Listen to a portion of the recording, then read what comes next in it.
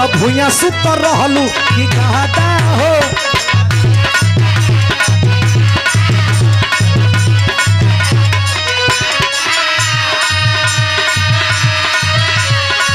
ओ बोला प्यार कम भइल कि ज्यादा हो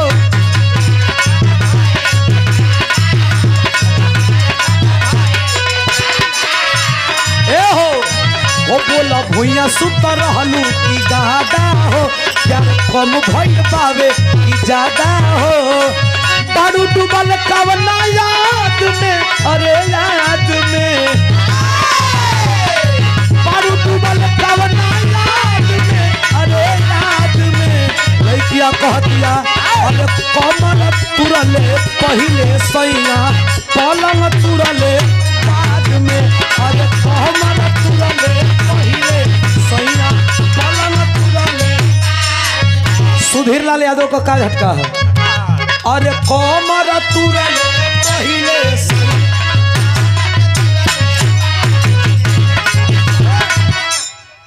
अरे कमर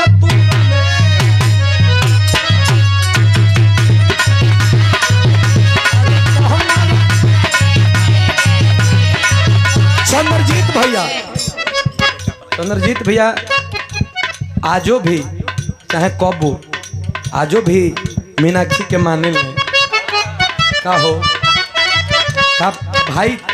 रिश्ता ना टूटेला भाई अपने जगह पर सब, लेकिन आपने बहुत सम्मान किया है और सम्मान की दृष्टि से आज भी देखते हैं और प्यार सम्मान जरूरी भी है इंसान के जीवन में। बहुत बहुत धन्यवाद। अरे भाई सच्चाई को आप कबूलिए, हमके केहू कुछ नहीं खे कह दे का कोई हम सबकर कपार फोड़ो चली, जो है सो है, जो था वो था, बात खत्म करे। धोती खींचा मत लो, धोती बजे दर्शन कर रहा है।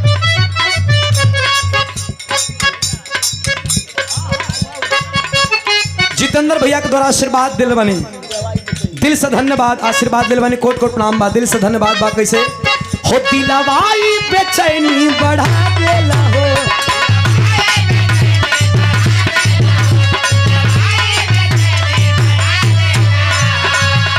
जानू प्यार के बुखार छोड़ा देला हो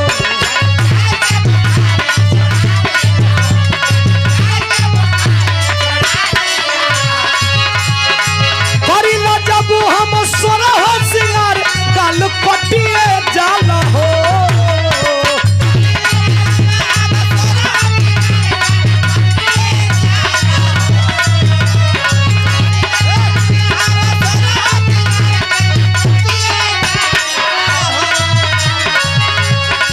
जैसे करी ना हम सोरह सिंगार गाल पटिए जाला हो ओ बोला काहेला लगाई ओ ठलाली पलम जब चाटिए जाला हो बोला काहेला लगाई ओ ठलाली पलम जब चाटिए ई नया बा ज्योति ई खेसारी भैया का नया बा। जैसे करिले हम सोरह सिंगार गाल पटिए जाला हो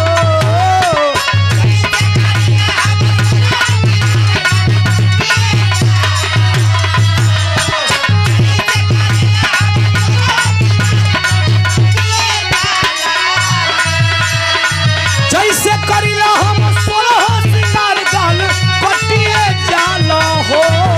बोला काहेला लगाई ओ ठला